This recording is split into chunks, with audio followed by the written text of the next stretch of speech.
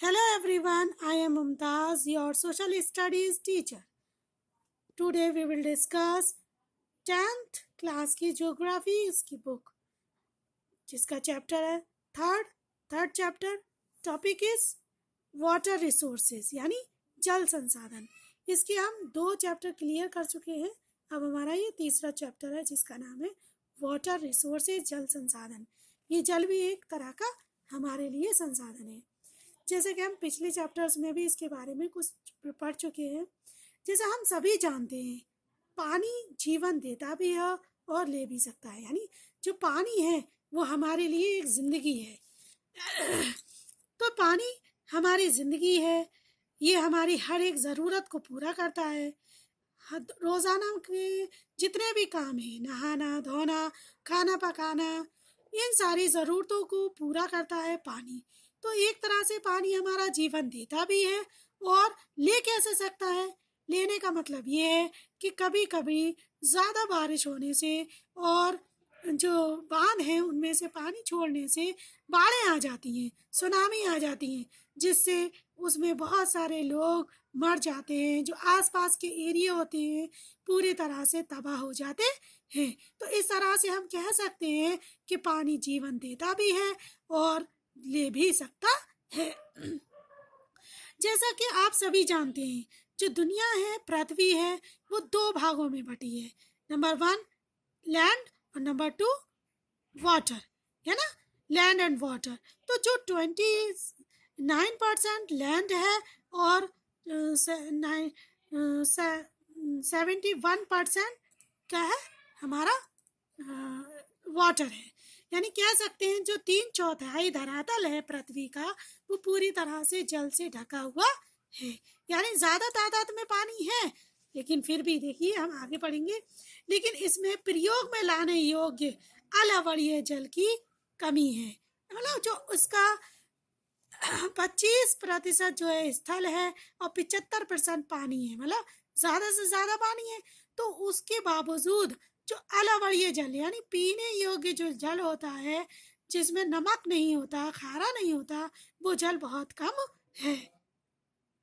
और यह अलावड़ीय जल को हम अंडरग्राउंड जमीन से प्राप्त करते हैं। यह पीने योग्य होता है और यही पीने योग्य बहुत पानी की कमी है। अब हम कह सकते हैं मतलब इतनी तादाद में पानी होते हुए भी पानी की कमी है, पानी की जल दुर्लभता है। तो इसका पहला मुख्य कारण है जनसंख्या वृद्धि। यानी हम सभी जानते हैं कि दिन ब दिन जनसंख्या बढ़ती जा रही है और जनसंख्या बढ़ती जाती है, उसके हिसाब से जनसंख्या के हिसाब से उनकी ज़रूरतों के हिसाब से पानी की कमी होती चली जाती है। तो सबसे पहला पॉइंट हमारा है तो जल की दुर्लभता में जनसंख्या वृद्धि। फिर उत्पादन में वृद्धि। अब उत्पादन में वृद्धि कैसे कि जो किसान है वो अपनी फसलों को अधिक से अधिक उत्पादन करने के लिए सिंचाई करते हैं, यानी फसलों को पानी लगाते हैं और उत्पादन में वृद्धि करने के लिए सिंचाई करते हैं, खेती करते हैं, जिससे पानी की ज़रूरत होती है ज़्यादा से ज़्यादा उसमें भी। तो इसलिए भी हम कह सकते हैं दूसरा मुख्य जो कारण है पानी की कमी का वो उत्पादन में वृद्धि भी है। अब मौसम में भिन्नता। अब मौसम में भिन्नता तो कहीं बारिश ज़्यादा होती है और कहीं कहीं बारिश कम होती है। तो कहने का मतलब जो ये है कि जो हमारा इंडिया है, इंडिया में हर जगह एक सी बारिश नहीं होती। जो राजस्थान वाले एरियाज हैं वहाँ बारिश कम होती है और जो मेघालय साइड के हैं वहाँ बारिश ज़्यादा होती है। तो इसलिए भी पानी की कमी है। और उद्योग कारखाने, नंबर 4 पॉइंट, उद्योग कारखाने कैसे, जैसे जैसे कारखाने बढ़ेंगे, जैसे जैसे मशीनें लगेंगी, जैसे जैसे मतलब फैक्ट्रीज लगेंगी, वैसे वैसे उनमें जो जितना भी जो उद्योग धंधों में लगने से जल में कमी आई है, क्योंकि उसमें जितना भी उसका गंदा पानी है, वेस्टेज है, वो सब नदियों में पानी में बहा दिया जाता है, जिससे जो पानी होता है वो प्रदूषित हो जाता है, जो पीने योग्य नहीं रहता है। उससे भी जल में कमी आई है। जल की कमी, इसके अतिशोषण, यानी अतिशोषण ज़्यादा से ज़्यादा इसका इस्तेमाल जो बेफजूल खर्च हो रहा है उसको रोकना पड़ेगा।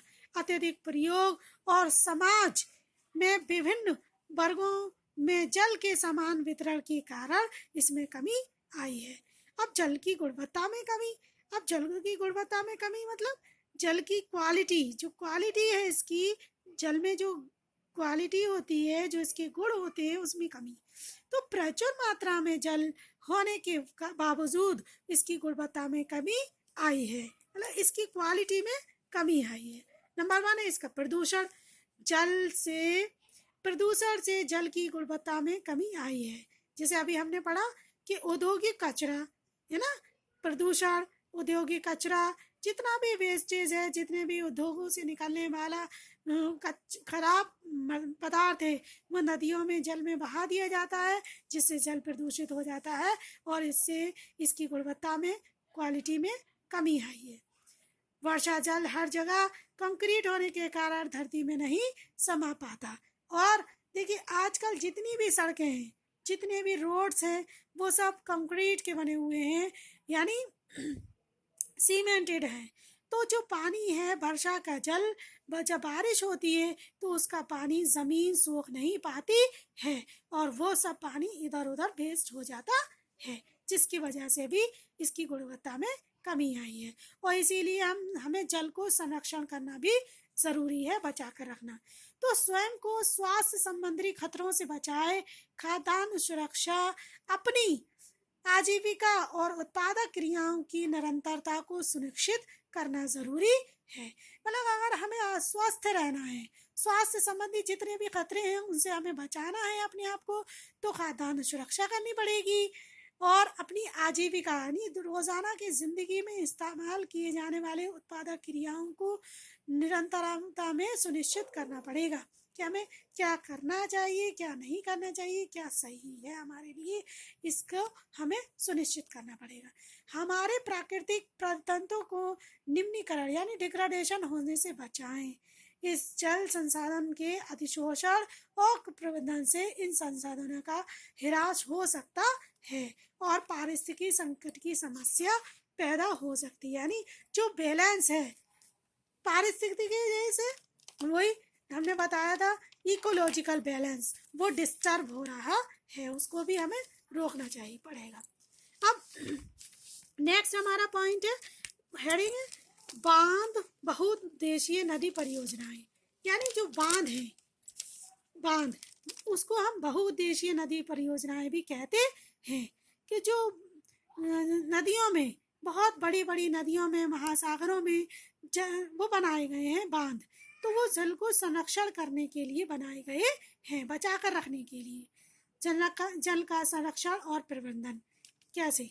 जैसे हम सभी जानते हैं, पुरातत्व, वैज्ञानिक और ऐतिहासिक अभिलेख, दस्तावेज, यानी जितने भी रिकॉर्ड्स हैं हमारे प्राचीन काल के, तो उन सब से हमें ये सब मिला है कि सिंचाई के लिए पत्थरों और जलाशय अथवा झीलों के तटबंध बनाए हैं। कहने का मतलब ये है कि प्राचीन टाइम से ही ये बात चलती चली आ रही है। हमने अपने इतिहासकार, जो ऐतिहासिक अभिलेख हैं, दस्तावेज हैं, उनमें भी पढ़ा है और सुना भी है कि जो जितने भी जलाशय हैं, झीलें हैं, कुंड हैं और गड्ढे हैं, वो पहले जल को सिंचित करने के लिए, बचा कर रखने के लिए बनाए गए थे और वही प्रक्रिया आज भी चालू है और यही आधुनिक भारत के में भी जारी रखी है। ठीक है, और इसका एक नया नाम दे दिया गया है जिसका नाम है बांध। और अधिकतर नदियों के बेसिनों में बांध बनाए गए हैं, है ना। अब बांध की क्या है? बांध जल की गति को, यानी जो पानी है जब पूरा एक साथ बहाकर कोई भी नदी लाती है तो उससे बाढ़ आने का, और बारिश बहुत तेज हो रही है तो बाढ़ आने का खतरा रहता है, तो उसकी रफ्तार को रोकने के लिए बांध बनाए जाते हैं। ठीक है, उसकी नदी के जो सोते हैं उनको रोक दिया जाता है। अब बांधों का प्रयोग किस लिए होता है? बिजली उत्पादन के लिए, यानी जो स्टोर किया जाता है पानी, तो बिजली उत्पादन के लिए, बाढ़ नियंत्रण के लिए, बाढ़ों को नियंत्रण किया जा सके, सिंचाई की जा सके, घरेलू औद्योगिक उपयोग में लाया जा सके, जल आपूर्ति पूरी की जा सके, जैसे गाय, भैंसें, बकरियां, इन सबको अपनी ज़रूरतों को, जल से आपूर्ति को पूरा करने के लिए, आंतरिक नौचालन, मछली पालन, तो इन सारे जो इतने उद्देश्य हैं इनको पूरा करने के लिए बांध का प्रयोग किया गया है।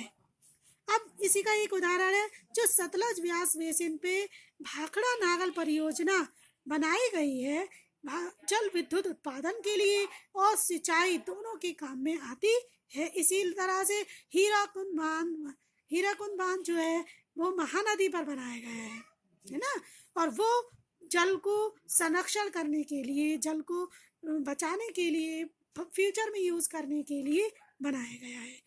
और एक चीज और जो याद रखने वाली है कि जो हमारे Pandit Jawaharlal Nehru first prime minister of India थे, उन्होंने भी ये बात कही थी कि आधुनिक भारत के जो मंदिर हैं वो बांधों को कहा था। उन्होंने क्या कहा था?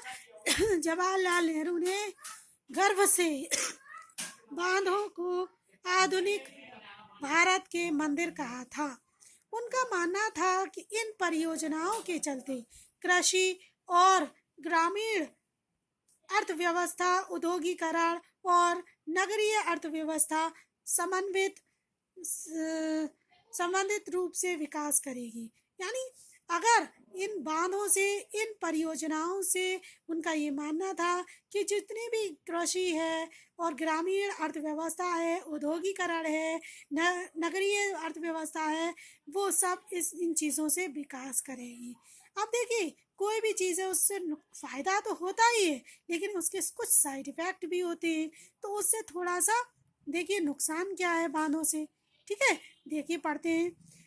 जलीय जीवन पर प्रभाव।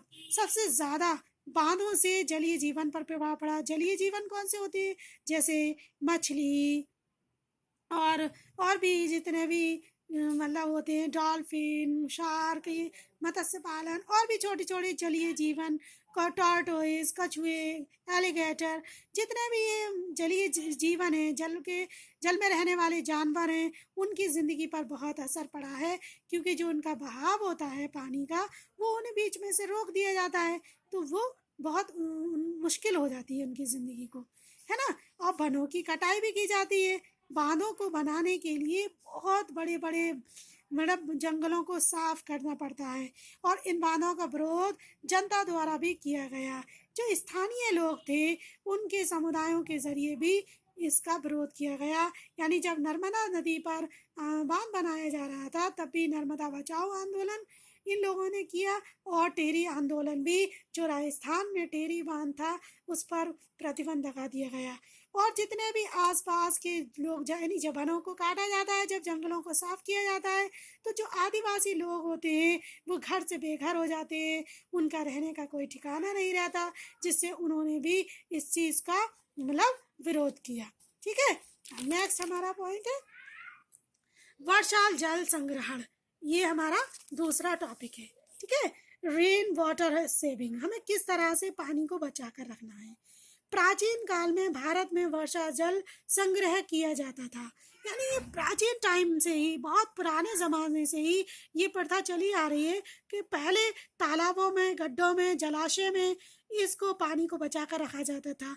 लेकिन अब आजकल बांध बना दिए गए हैं, और भी नई नई टेक्निक्स आ गई हैं इनको पानी को जल को संग्रहण करने के लिए, सेविंग करने के लिए। उनमें से एक था छत वर्षा का जल संग्रह। ये छत वर्षा जल संग्रह पश्चिमी भारत, विशेषकर राजस्थान में पीने का पानी एकत्रित करने का यह तरीका आम था। ठीक है, यह प्राचीन समय से प्रचलन में था। छत पर बारिश के पानी को इकट्ठा किया जाता था। यानी छत पर जो हम घर मकान बनाए जाते थे उस वक्त, वहाँ पर तो उनका जो पानी था, तो पाइपों के जरिए बारिश के पानी को छत से एक स्टोर में कर दिया जाता था। पाइपों के जरिए गड्ढों में कर दिया जाता था। तो जो छत पर बारिश के पानी को इकट्ठा किया जाता था, इसमें फिर एक पाइप द्वारा जमीन पर भरे टैंक में पानी डाला जाता था। गर्मी के सूखे दिनों में इसका प्रयोग किया जाता था। यानी बाद में फ्यूचर के लिए इसका उपयोग किया जाता था। वैज्ञानिकों के अनुसार यह जल शुद्ध होता था। ठीक है, आज भी वर्षा जल संग्रह किया जाता था, खासकर कर्नाटक और तमिलनाडु में अब भी ये बात मतलब इसी तरह से छत वर्षा जल संग्रह किया जाता है। और बांस ड्रिप सिंचाई हमारा ये लास्ट टॉपिक है इसका, जो हमारे भारत देश के मेघालय में की जाती है। बांस द्वारा झरने से पानी से सिंचाई, यानी जो बांस का पाइप होता है उसके ज़रिए अंदर से पानी को झरनों से पानी से सिंचाई की जाती है। और इस तरह से जो हमारा जल वाला रिसोर्सेज वाला ये चैप्टर है तो यहीं पर आज कंप्लीट होता है। इंशाल्लाह नेक्स्ट वीडियो में हम नेक्स्ट चैप्टर को क्लियर करेंगे, 4th चैप्टर। तब तक के लिए गुड बाय। आप इसके नोट्स प्रिपेयर कर लीजिएगा ज़रूर। It's your homework and good day, have a nice day.